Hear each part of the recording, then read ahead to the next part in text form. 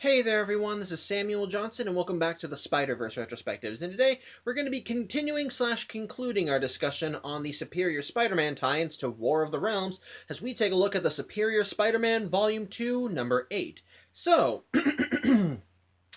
last time on the Superior Spider-Man! So, with the War of the Realms going in full swing in the Marvel Universe, Otto Octavius, aka the Superior Spider-Man, wound up shifting the entirety of the population of San Francisco out of phase of the rest of the universe so that they wouldn't be caught in the crossfire with the oncoming invasion of monsters from the Nine Realms, specifically frost giants that went to San Francisco to, eat the populace. However, Otto also realizes that this technology is untested and thus wants to resolve this whole situation as quickly as possible. As such, trying to find allies to help him in his cause, he winds up turning his attention to the superhero team known as the West Coast Avengers, and more specifically, he wants the aid of one of their members, America Chavez, who has the power to open portals between parallel dimensions. Unfortunately, though, because of the magical nature of the invasion of the Nine Realms, ultimately America can't really actually get a gateway to the source to the Dark Elves domain, so it looks like they're kind of dead in the water. However,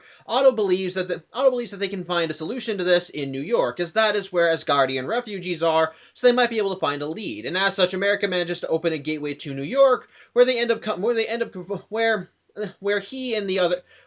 Otto and the West Coast Avengers find themselves smack dab in a battle between Frost Giants and Dark Elves and the Fantastic Four, which is where last issue ended. And the beginning of the issue just showcases all the heroes as they're still in the middle of this giant beatdown, and Otto's kind of losing his patience because, well, he came here on a mission, and at this point, this is wasting a lot of time. As such, to try and make things go as quickly as possible, he ends up utilizing the device that he used on San Francisco to phase the Frost Giants out of existence, only leaving the Dark Elves. Unfortunately, though, this is again a temporary solution. While the device is suitable for humans, because of the magical nature of the Frost Giants, they'll only be out of phase of the universe for a few minutes. They will come back quickly, but this will at least turn down the heat, so to speak, which I know is ironic considering Frost Giants, but whatever. So that at the very least that Otto can get a word in with Reed Richards while their teammates go along and fight the fight with the Dark Elves. As such, Otto and Reed essentially exchange notes on what the heck's going on, and Otto talks about how they're trying to get to the source of all this craziness by getting to the Dark Elves domain. As such, Reed explains that what's going on with War of the Realms is that they do have teams going out and doing all this, and the Fantastic Four just wants to keep New York safe. So sadly, they don't think they can offer aid to Otto in his mission. However, Reed at least does give Otto some aid in his mission, because after all, there is a means of jumping between the Nine Realms. Specifically, the Bifrost, which, while damaged, is still at least somewhat usable, and the heroes themselves have been utilizing it, with the bad guys utilizing their own version called the Black Bifrost or whatever. But the point is, Reed, utilizing his his magnificent expertise, is able to essentially condense the energy of the Bifrost into a calculation or some kind of energy source or whatever, which he then hands over to Otto. As such, Otto is able to feed this information straight to America Chavez, and it does end up giving her enough of a boost in power so that she's able to open gateways to the other realms. With Otto and the West Coast Avengers essentially getting what they wanted, they end up opening a portal and leaving New York, leaving the Fantastic Four to once more deal with the Dark Elves and the oncoming invasion of Frost Giants. Unfortunately, though, the warp doesn't exactly go as planned, as while Otto and the West Coast Avengers do end up in Svartalfheim, the home of the Dark Elves, they don't end up where they're supposed to be, and as a result, they're essentially just turned upside down and fighting monsters. Otto ends up just getting annoyed by this, and America explains that for whatever reason, there seems to be a bit of interference that's stopping her from getting to whatever the main team is doing right now, which everyone kind of posits kind of makes sense, since, the bad guys have their own version of the Bifrost, so odds are there would be some kind of magical defenses put in place to ensure they wouldn't be able to follow the good guys. As such, Otto at least thinks that maybe they could try and find a different team, as Reed, before he sent everyone off, did mention that they did have other teams out there doing their own thing, which I think I already mentioned, but my point is, so maybe they can find the team of heroes that's on Jotunheim, home of the Frost Giants, and America, thankfully, is able to get a lock on them. As such, she once again opens a gateway, and Otto and the West Coast Avengers jump through, and sure enough, they end up right on Jotunheim, as they end up meeting with the away team that's there. And this is once again another away team from another one of the tie-ins, which is... Hold on, I'm sorry I'm looking this up, but again, I didn't read War of the Realms, so I don't really know anything about what's going on. Yeah, it's a team of superheroes that was brought in for War of the Realms, Strike Force, the Land of Giants. Again, didn't read it. But basically, this team consists of Luke Cage, Iron Fist, Captain America, Wolverine, and of course, our friendly neighborhood main universe Spider-Man. Although I guess you could say the Superior Spider-Man's also the main universe Spider-Man. Let's just say he's the Amazing Spider-Man and move on. But the point is, they're here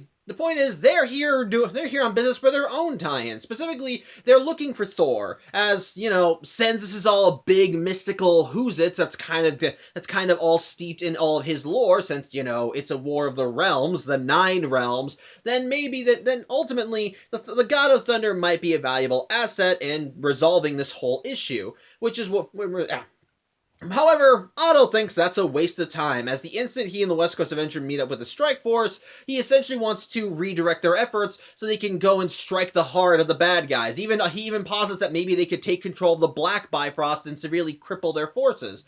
However, this Strike Force kind of tells Otto they've got everything under control. It's fine, so Otto can just kind of back off. Like, there are people on Earth that probably need his help right now, so it's best if he goes back there right now. Otto thinks that that's stupid. After all, he wants to make sure that this gets resolved as quickly as possible. And he's Otto Octavius, damn it. He's the superior Spider-Man. He's the one with superior intellect. He's the one with the greatest know-how. He knows what they need to do, and it's high time they do it. Nobody listens to him.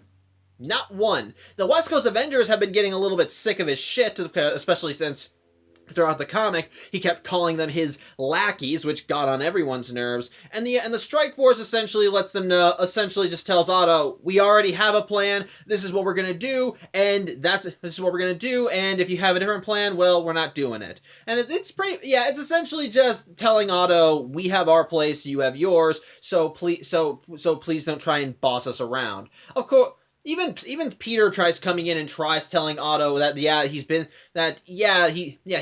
understands what he's doing, but this is kind of a big event going on, and there is a lot of people going around trying to keep everything in order. And Spidey's been through enough big events like this to know that sometimes you're not exactly as big a player as you'd like to be. Sometimes you're in there duking it out with the big baddie. Sometimes you're on the sidelines getting the superheroes their shorts. And it actually leads to a funny line, which I'm not going to repeat, but it's actually a really nice thing. It's actually a really nice bit of dialogue that I put on my Twitter. I recommend finding it. My point is this.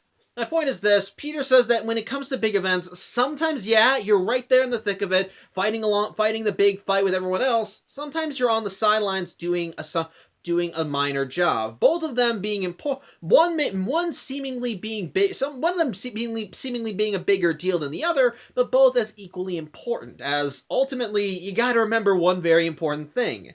This is an event. This is a big cataclysmic thing that affects every facet of this universe. Not just the heroes, but the little people on the sidelines. The innocent civilians caught in the crossfire. The people who, when this event started, were probably on their way to work when suddenly, bam! Frost giants out of friggin' nowhere. At this point, those people are in danger too. So yes, while some heroes are going to be fighting the big fight over here, there are still other heroes there's still a need for other heroes on the sidelines.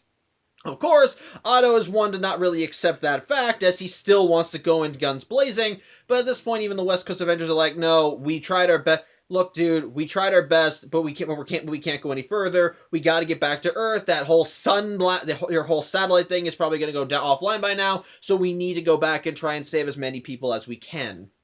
Of course, at which point Otto starts calling the West Coast Avengers mutineers, but this leads to, honestly, one of my favorite moments in this comic that kind of clenches what these tie-ins are truly about for the Superior Spider-Man. As in this case, Gwenpool, who I did complain about last issue as her meta knowledge did kind of get annoying for a first time read, actually gives a very good bit of insightful dialogue.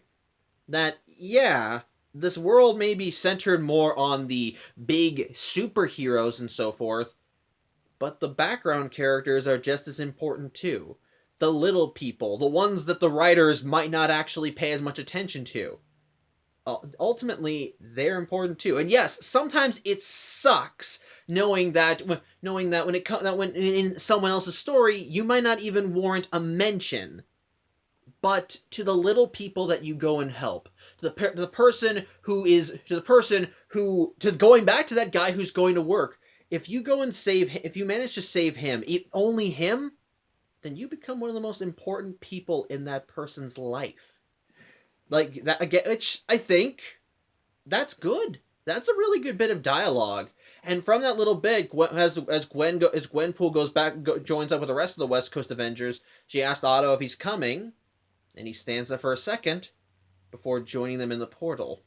At which point, the comic cuts back to California as we see a family trying to make their way out of the snowy region to try and get to LA, which they believe is warmer, before they're intercepted by a frost giant who plans to eat them. However, before the frost giant even gets the chance, that's when Otto and the West Coast Avengers appear, with Otto webbing up the frost giant, while the West Coast Avengers come in and knock it down.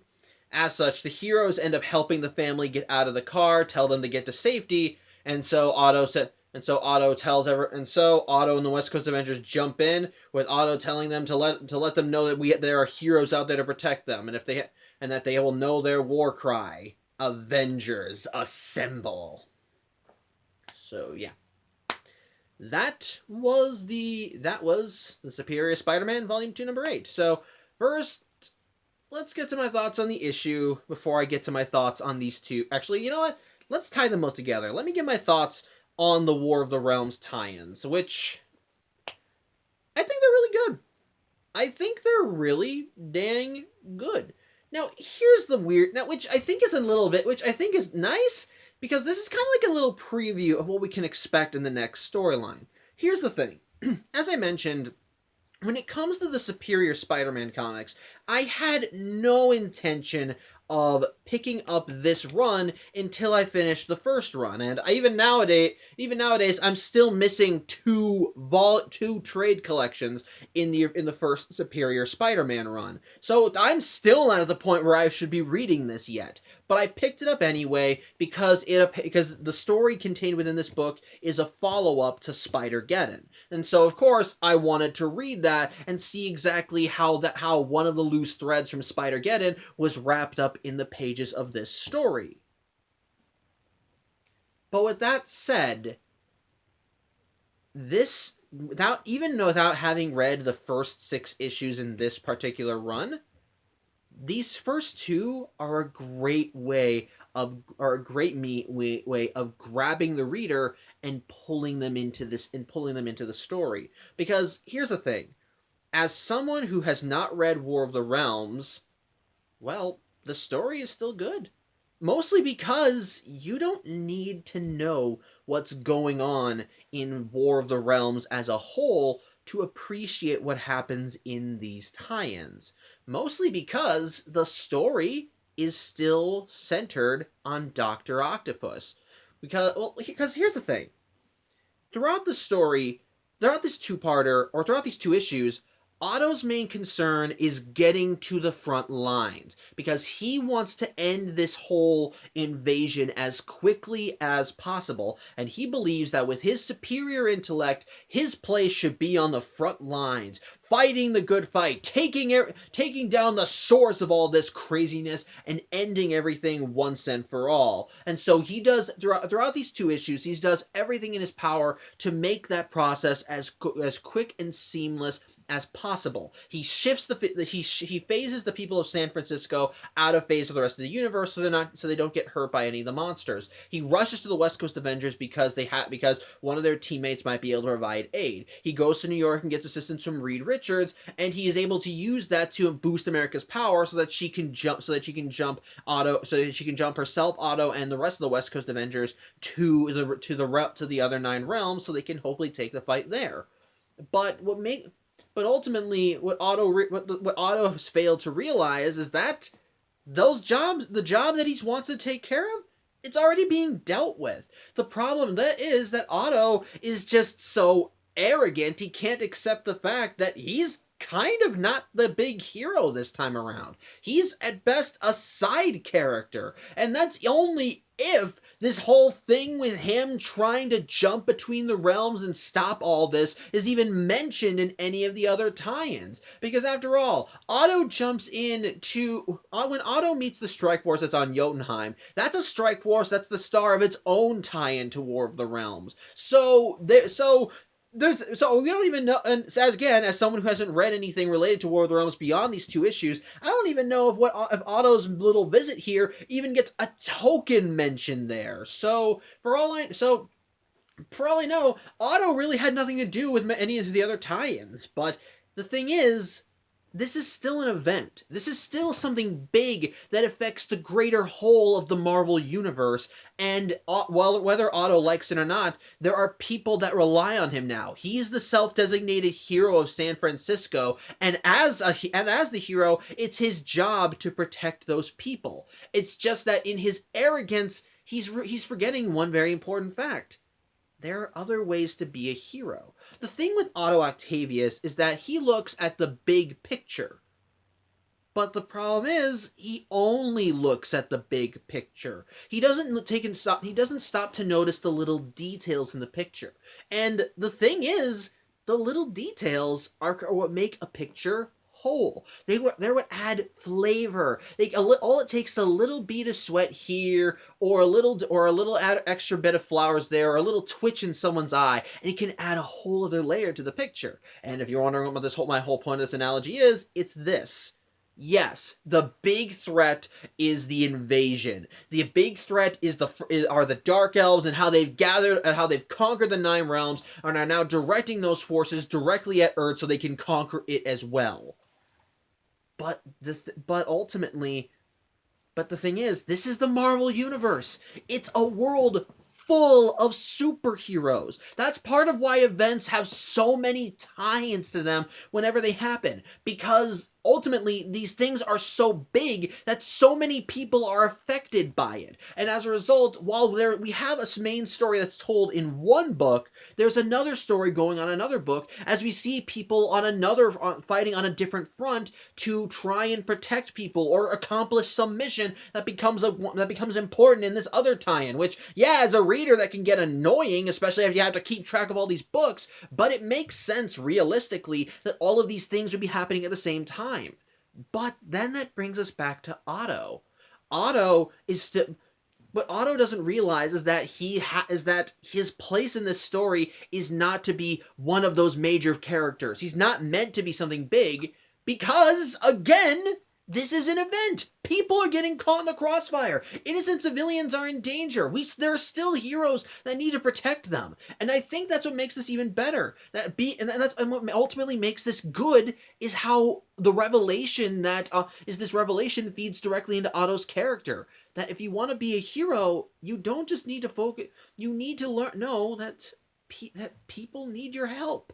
That you can't just that if you want that, yes, it's a good idea to sometimes focus on the bigger threat, but if there are but in a way, this kind of ties back into Otto needing to learn to rely on others, because the bigger threat is being dealt with. There are people on the sidelines. What they need right now there are people on the front lines. What's going on what they need right now is someone on the sidelines to help those that can't help themselves.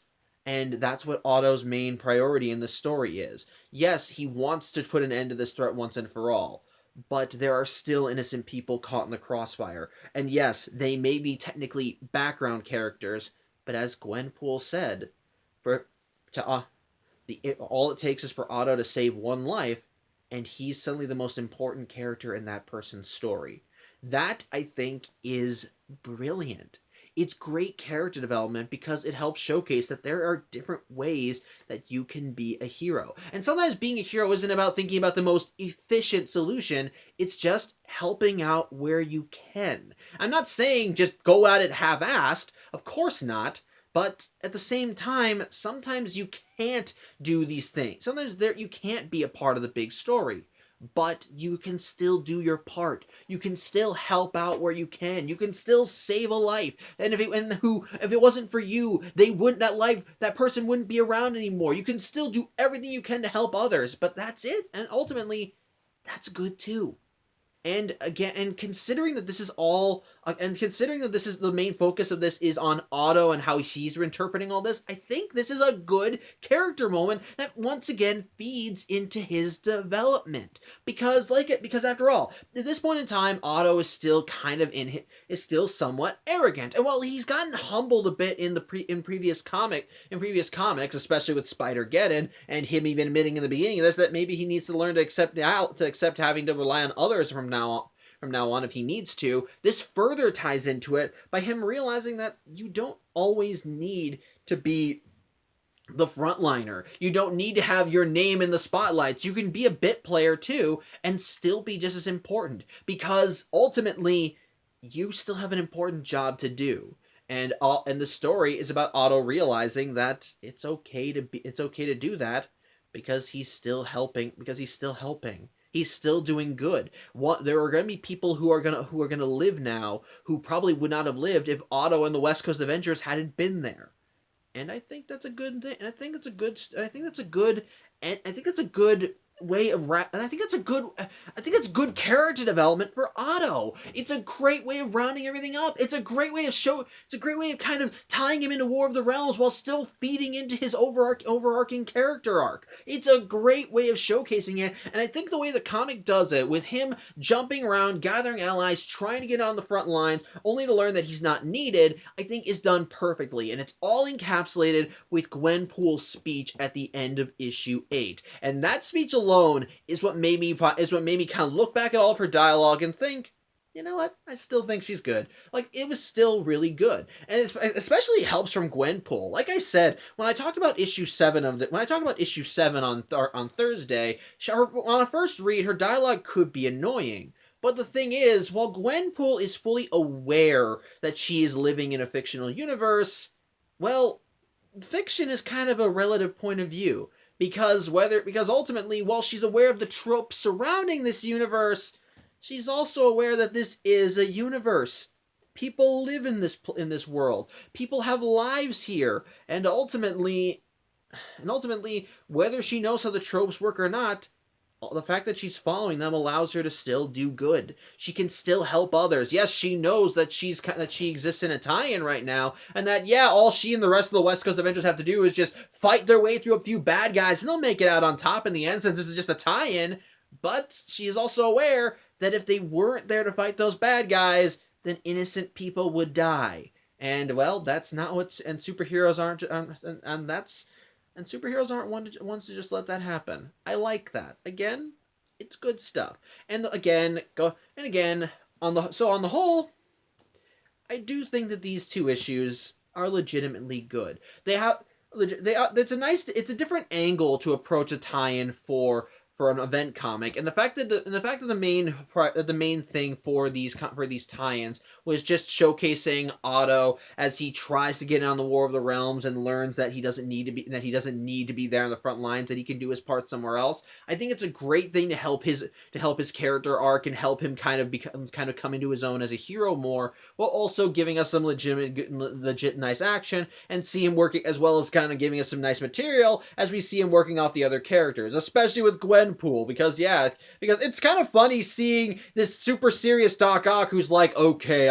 we need to focus on the big threat. We need to pool our forces together and do this. And then there's Gwenpool on the side, and it's like, guys, relax. We're just in an ancillary tie-in. It'll be fine. I love that. Even Otto at one point gets annoyed as when she mentions again the ancillary tie-in. He's like, just ignore her. She's a little mad, and he even does the finger thing. Like that's I don't know why. I find that funny. I find that legit funny. So yeah, on the whole, the War of the Realms tie-ins are good. Like, really good. It's a nice angle to take a character-focused tie-in to an event comic. The Otto's character arc in the story is fantastic. The character interactions are fun. The superhero action is kick-ass. On the whole, they're just good comics. So, yeah, that's really all I have to say. I thank you for watching. I'm Samuel Johnson, and I hope to see you on Tuesday as we actually get back to the Spider-Verse side of these videos, and finally check back in on that loose thread left hanging from Spider-Geddon. So, till then, I hope you have a good Saturday, and take care.